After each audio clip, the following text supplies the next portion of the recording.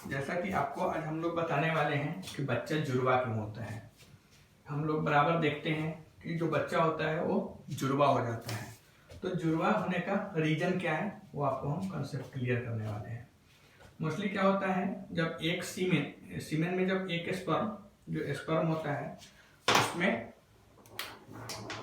जब एक स्पर्म यहाँ पे एक स्पर्म एक ओवम से आके मिलता है तो क्या होता है, एक नॉर्मल बच्चा पैदा होता है। ठीक है, एक स्पर्म एक ओवम से मिलता है तो फर्टिलाइजेशन होता है। तो कौन सा होता है, नॉर्मल बच्चा होता है। ये फर्टिलाइजेशन का होता है तो फॉलोपियन ट्यूब में होता है, यहाँ पे होता है। ठीक है, यहाँ पे क्या रहता है, ओवरी रहता है। यहाँ पे ओवरी रहता है। ओवरी का काम है ओवम बनाना। ओवम बना के ओवम जिसको हम लोग अंडा बोलते हैं यहाँ पे आ जाता है, यहाँ पे आ जाता है। और जब सेक्सुअल रिलेशन होता है तो सेक्सुअल रिलेशन होने के बाद जो स्पर्म है, सीमेन है, वो यूटेरस में आता है वेजिना के रास्ते। ठीक है, जो सीमेन डिस्चार्ज होता है और सीमेन डिस्चार्ज स्पर्म जो डिस्चार्ज होता है वो यूटेरस में होता है, ना कि वेजिना में होता है। तो यहाँ से एक तो स्पर्म इसमें गया, किधर गया और एक सामने गया। ठीक है, तो मेन हम लोग जो देख रहे थे वो बच्चा जुड़वा क्या होता है, कैसे होता है। तो इसमें क्या होता है कि जो स्पर्म अगर एक ओवम से आके यहाँ पे फर्टिलाइज होता है, मिलता है, फर्टिलाइज होता है, तो जो बच्चा जन्म होता है वो नॉर्मल एक सिंगल बेबी जन्म लेता है। लेकिन कभी कभी किसी कंडीशन में क्या होता है, यहाँ पे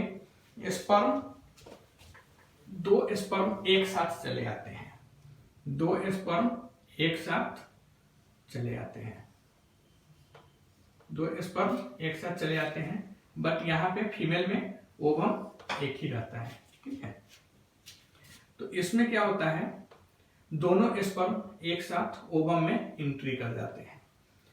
दोनों स्पर्म एक साथ ओवम में जब एंट्री कर जाते हैं तो क्या होता है, यहाँ पे फर्टिलाइजेशन होता है। और फर्टिलाइजेशन होने के बाद क्या होता है, जो बच्चा होता है वो जुड़वा पैदा होता है। ठीक है, जुड़वा पैदा होता है। जुड़वा पैदा कब होता है, तो जब दो स्पर्म एक ओवम के साथ मिलता है तब बच्चा जुड़वा पैदा होता है। बट इसमें क्या होता है, दोनों का फेस अलग अलग हो जाता है, डिफरेंट फेस का हो जाता है।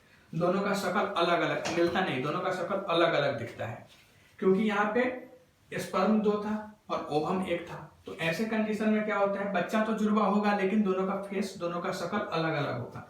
क्योंकि जो फेस का जो डिसीजन होता है, डिसाइड करने का जो कैरेक्टर है, वो स्पर्म के ऊपर डिपेंड करता है।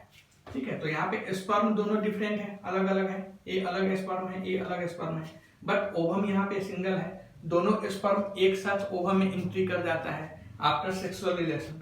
फिर वहां पे जो बच्चा जन्म लेता है वो क्या होता है, जुड़वा बच्चा पैदा होता है।